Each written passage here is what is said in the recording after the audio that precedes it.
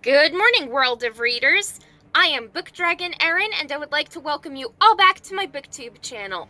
Today, this booktuber is going to be reviewing Jack by Penny Dee. Jack is a contemporary fiction romantic suspense novel with dark romance themes, a slow burn romance aspect, and this is also an MC. Fiction novel. MC stands for Motorcycle Club, so yes, this is a biker romance as well. Jack is also book one in the Kings of Mayhem MC Tennessee series. Now, that is a mouthful to say, so in the series, we have Jack, Doc, and Aries. The Kings of Mayhem MC Tennessee series is often mistaken as a part of the Kings of Mayhem MC series. They are all a part of the same literary universe, but in different settings. One series takes place in Tennessee, the other in the Deep South. Readers who read Jack also enjoyed Captured by Raven Amour, Kansas by K.L. Savage, and Psycho by Erin Trejo. Moving right along into a summary, Life as I Knew It ended with a bullet.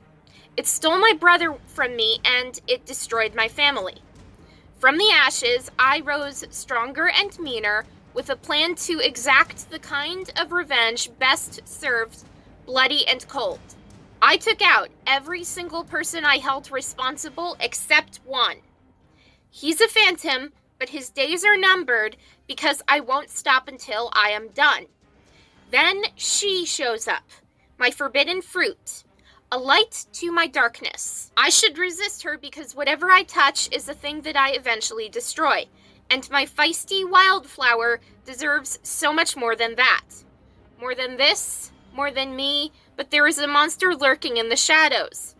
A psychopath, watching her, watching us. His threats torment her, and they make my black heart burn. But he should know, you don't ever mess with me or the people I love. I really enjoyed this book for the most part. It's a dark yet easy read. There are triggers for murder, physical abuse, and emotional abandonment, and I was nearly halfway through the book before the first night reading it was over. Jack is our broken hero after his kid brother is killed during a drive-by shooting meant to kill Jack himself, the leader of the Kings of Mayhem MC chapter. If you like Motorcycle Club romances, this book should actually be your next read. It's an indie romance novel that I can't recommend enough. Despite the dark undertones within this book, I would still give this book a chance if you really want to explore dark romances with suspense outside your comfort zone. It's really good. I love Jack as a character before and after the traumatic scene of kid brother Cooper's death. Before Cooper died, Jack was a dad before the age of 16 who married the mother of his kids and was loyal to her alone. Jack didn't hesitate for 1 second to take in his kid brother Cooper after the demise of their mom. If Jack didn't take in his fatherless half-brother, Cooper would have gone into foster care, and Jack refused to let that happen because he loves family above all else, so it doesn't matter how you're related to Jack. If you are related to him, he will protect you.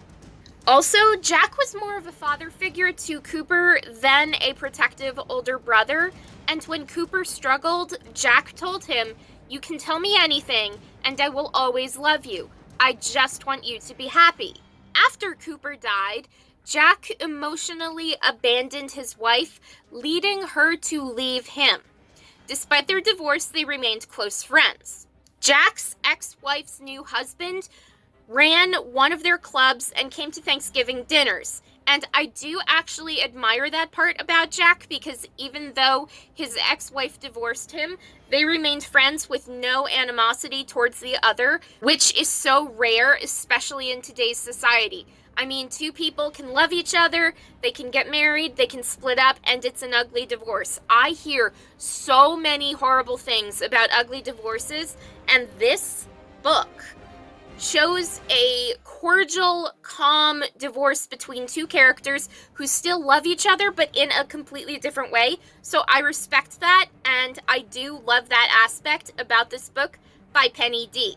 Also, Jack spent more time on MC runs and less time in his hometown where Cooper died, and everything reminds Jack of Cooper in one way or another. Jack also still didn't sleep around despite being a hot-as-hell bachelor and MC leader. He also swore to kill everyone involved in the killing of Cooper. Jack killed everyone but Rasputin and Ghost, and readers witness Jack offing Rasputin, but Ghost has yet to be hunted down. I honestly feel so bad for Jack because he sees himself as dead inside because the soul of the MC chapter was Cooper himself. Without Cooper as the glue holding everyone together, the MC empire was in danger of falling. And to be completely honest, I kind of liked the twist of Jack's needs post-death after his brother.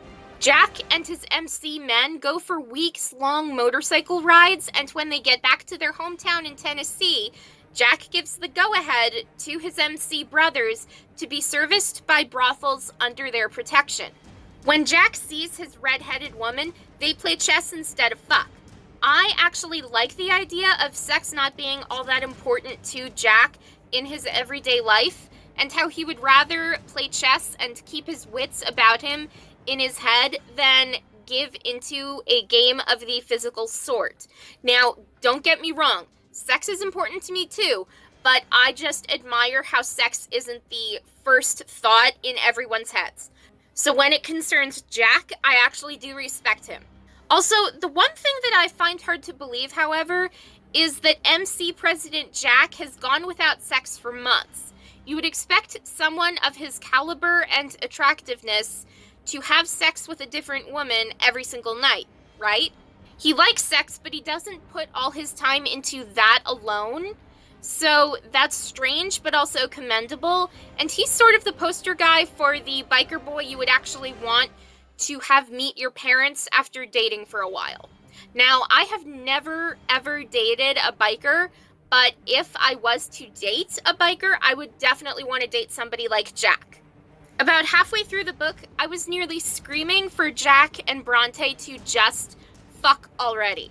This slow burn MC romance novel was freaking killing my insides from the lack of smut that I came for. If the characters don't fuck by the halfway point, I tend to lose interest in any smutty novel that I read. And honestly, I almost didn't finish this book, but I did anyways because I didn't want to make an MC romance the first book that I DNF'd of the year. Slow burn romances, they're a hit or miss for me. I loved Birthday Girl by Penelope Douglas, and I honestly loved Jack, but I can't think of a slow burn romance novel that I have read recently that I have honestly disliked. I also feel this book takes almost way too long to get to the steamy scenes between Jack and Bronte. I get it. Jack is much older than Bronte and doesn't think that he deserves her, so in staying away from Bronte and automatically denying there is a strong mutual attraction between them, he's giving a last-ditch effort to keep things friendly and not romantic. He is doing what he thinks is right, not what he and Bronte both want. If you ask me, that's noble, and it's also stupid. They are consenting adults, so in love, so I say, go for it. Just fuck. Everyone in the MC chapter knows that Jack is in love with Bronte despite his denial, and everyone knows that Bronte has been in love with Jack all her life. Now, after Jack's 40th birthday party at the MC Club, hosted by his older half-sister, who is also involved in the Kings of Mayhem MC, Bronte's friends, Riley and Sebastian, asked her if she was going with them or staying in her hometown. Now, she chose to stay because her heart belongs to Jack, and if she left, she would feel empty all over again and probably never recover. It just occurred to me that the progression of this novel is really slow, more than just a slow burn romance itself between Jack and Bronte. Now, in the beginning of the book, Jack is hunting down Rasputin and Ghost. He killed Rasputin, but we have heard absolutely nothing of Ghost ever since, which doesn't make sense. Does Jack get to kill Ghost, or will that problem be resolved in the later books? I am not planning to reveal the spoiler of Ghost's identity and demise unless Ghost is mentioned again. Don't get me wrong, Ghost deserves to die for killing Cooper, but the way this book plays out, it starts with murder and transitions into a romantic suspense theme without much development on Cooper's death, which I honestly find so aggravating. Basically, the way this book plays out, Cooper visits Jack, Cooper is murdered, Jack is heartbroken, Jack's wife leaves him, Jack kills Rasputin, then plans to murder Ghost. Jack can't find Ghost, and he wonders what Ghost's true identity is. Bronte returns to her hometown because somebody is stalking her. Jack's mind goes from murdering Ghost to protecting Bronte and have her move in with him for extra protection from her stalker. Now, we only know the stalker's name as the poet, even though we don't know the stalker's true identity. Then Jack and Bronte fall in love, and Jack is hesitant to say I love you to Bronte. What happens with the situation in killing Ghost? That is never resolved. That's the only complaint I have about this book, besides the slow burn aspect being too slow. Towards the end of the book, I did get a little bit bored, but overall this book was more than decent, and I was highly entertained. I do wish I know what happened to Ghost, and it wasn't explained if there was a connection between best friend Riley turned stalker psychopath and Ghost himself. Was Ghost truly Riley or not? I have so many questions, but the only way I'll get answers is if I read the rest of the series, or if somebody puts out the spoilers for me, which I won't actually mind at this point. And this book, all in all, is one that I have enjoyed, but I am done with this series after this first book wrapped up. I don't think I will be reading the rest of the series, quite honestly, and that's no insult to Penny Dee, that's just my own interest in the series fading. Like, you buy the entire series, and then you read the first book, and you're like, okay, that's fine, I'm good with reading that. That's the way I feel towards Jack. Still, this book would actually make a pretty cool movie or TV show, but I don't think that will happen anytime soon, unfortunately. HBO, if you're looking for a recommendation on a smutty, biker-themed TV show with a lot of potential, here is a dark and sexy MC love story with all the smut you're looking for, so please give me a show one day. Moving on to my final notes, my rating for this book, 4 out of 5 stars, and as far as my official review goes, there were moments I wanted to put this MC romance novel into my DNF zone, but I pressed on and finished. The slow burn aspect of this love story was almost too slow. The plot didn't develop as quickly as I would have liked. I was honestly confused by Jack at some points because he seemed to put finding Cooper's murderer on hold while he came to terms with being in love with Bronte. I felt this book could have actually been shorter, but I got what I wanted in the end, and I did enjoy it. This novel was a guaranteed HEA, happily ever after, yes, but I am not planning to reread this book anytime soon, or finish reading the series, if I'm being perfectly honest. Anyway, that's about it for today, so if you enjoyed this video, hit that like button to show some support, subscribe to my booktube channel to get more videos like this, turn on that notification button to be notified when I upload brand new videos every single Sunday. Keep on reading and have a great day, everyone!